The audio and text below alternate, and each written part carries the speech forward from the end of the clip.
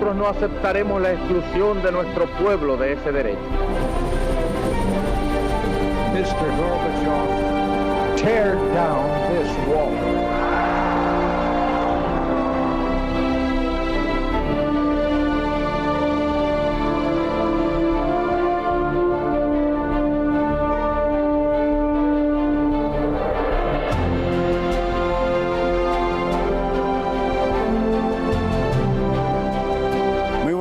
Señoras, caballeros, bienvenidos a Tiempos Modernos. La dictadura es una institución que inventaron los romanos y que consistía en que el poder, el Estado, en fin, entregaba todas las competencias a una sola persona para que en un plazo de tiempo determinado resolviera una serie de problemas. En España ha habido propiamente dos dictadores nada más, los dos en el siglo XX. Franco fue uno y el otro, antes que él, fue Miguel Primo de Rivera. Una dictadura tan singular que con frecuencia se la llama dictablanda.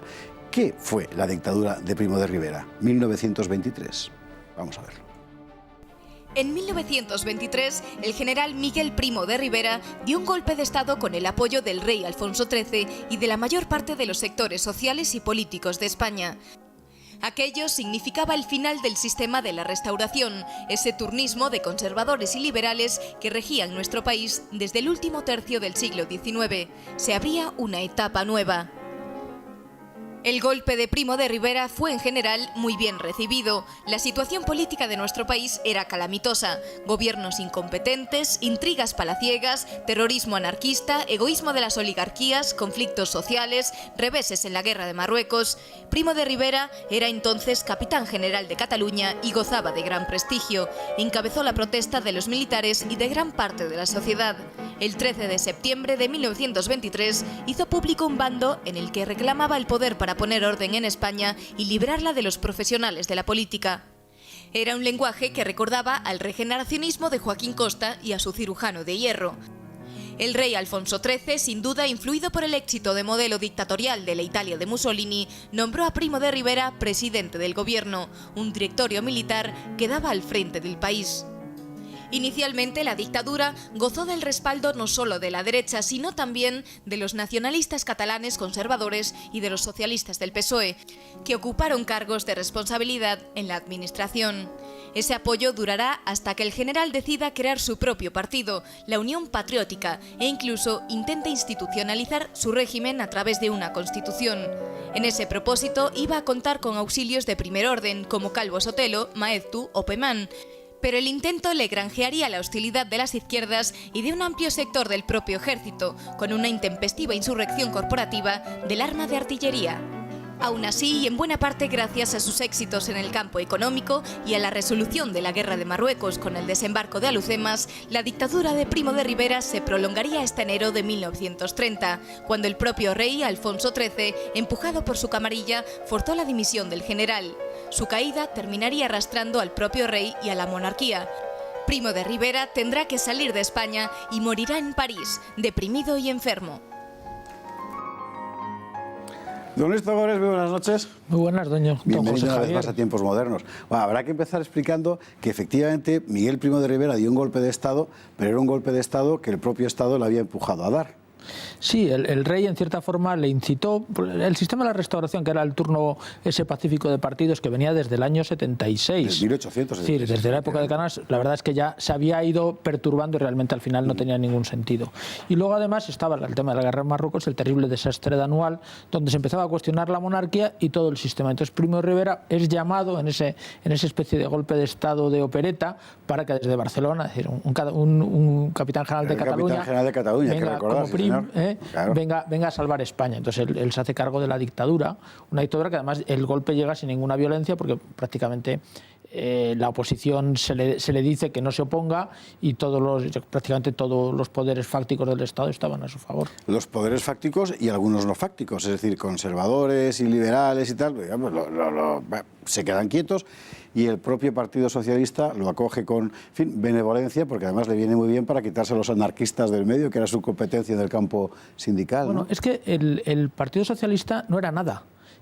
Vamos a ver, en España... ¿Era la UGT? Sí, muy poca. Claro. O sea, en España el partido obrero realmente fuerte eran los anarquistas, la CNT, que era, de hecho lo es hasta el principio de la Guerra Civil Española.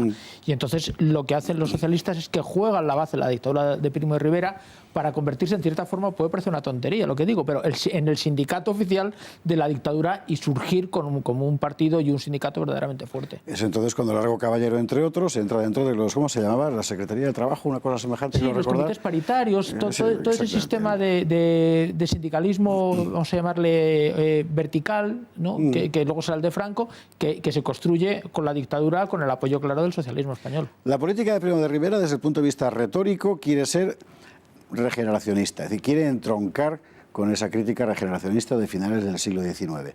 En realidad era más retórica que otra cosa. Pero las ideas de Primo de Rivera, sin embargo, en materia de, ¿cómo decir?, de estado de obras, que diría Fernández de la Mora, sí que eran muy nítidas. Él fundamentalmente quería construir.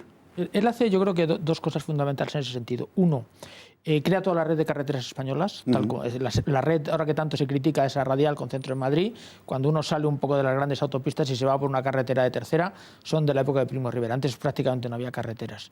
De ahí ese sistema durará hasta que empiece Franco con las autopistas. Y luego hace otra cosa muy importante, que es uno de los motivos que se ganan los enemigos, es que Calvo Sotelo, ministro de Hacienda, hace un sistema de Hacienda, digamos, impositivo donde los ricos empiezan a pagar. Y es por eso, porque toda esa gente que inicialmente apoya la dictadura, cuando se da cuenta que tiene que pagar, pues es cuando empieza a socavar el régimen, cuando realmente se supone que eran los que lo habían traído, ¿no? Las clases más pudientes. Exactamente. La dictadura de Primo de Rivera tenía el tópico encima de haber sido un poco, como decir, la solución de los oligarcas del régimen, de la restauración ante su crisis, pero en realidad fueron los oligarcas los que más lo padecieron, los que más lo criticaron, los que terminaron derribándolo, y la política que hizo Primo de Rivera, esto Ramón Tamames lo rescató muy bien, oligárquica no lo fue en absoluto. Hombre, es el inventor de la seguridad social. Por ejemplo. Y la seguridad social empieza con Primo de Rivera. Como solo dura 7 años su gobierno, no le da tiempo nada más que empezar a desarrollarla. Y luego el que realmente crea la seguridad social siguiendo el modelo de Primo de Rivera, casualmente es un seguidor de Primo de Rivera, que es José Antonio Girón de Velasco, un falangista.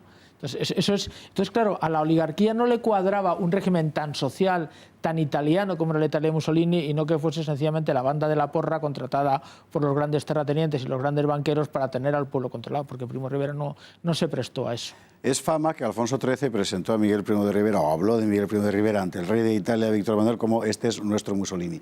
¿Eso es verdad? ¿Es leyenda? ¿Si no es vero, ben trovato? Como dicen. Yo creo que sí es cierto. Es decir, lo que pasa es que esas cosas siempre al final son casi más literarias, pero sí en cierta forma era lo que pasa que, claro, es verdad que Alfonso XIII y Víctor Manuel III eran de la misma calaña, pero es verdad que Mussolini y Primo de Rivera eran distintos porque uno era militar y otro era un militante político y periodista, entonces había una... Pero sí tenían una esencia común. De hecho, Miguel Primo de Rivera intenta crear un partido que sea su partido, no un partido único de régimen al estilo totalitario, sino su partido, y no le sale. Es impresionante la cantidad de hostilidades que despierta.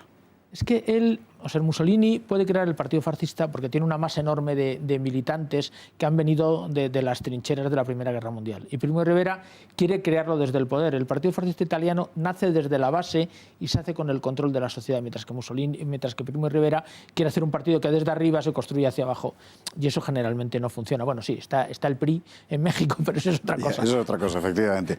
Los nombres que hay en el entorno de Primo de Rivera son de primera. Tú has citado a Calvo Sotelo, además está el conde de Guadalhorce, que es una gigantesca tarea de infraestructuras hidrográficas, por ejemplo, pero está Pemán, está Ramiro de Maeztu, pero hay gente de primera. Sí, es gente de primera fila. Y de hecho, después de la crítica enorme que se ha hecho a la dictadura de Primo de Rivera, ahora es verdad que la historiografía le está valorando muy positivamente. Yo creo que hay dos cosas que la justifican. Uno es la red de carreteras, ¿no? Y toda la red de puestos de Primo de Rivera.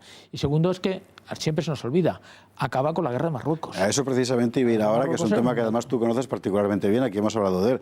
El desembarco de Alhucemas, que además es una operación extraordinaria, es decir, compleja, una operación, por así decir, propia de una potencia muy moderna ya, pues realmente está concebido así, termina de verdad con la guerra de Marruecos, que llevaba casi 20 años de sangría ininterrumpida. Ininterrumpida, además, arruinándonos, matando a la juventud española y no sacando ningún beneficio.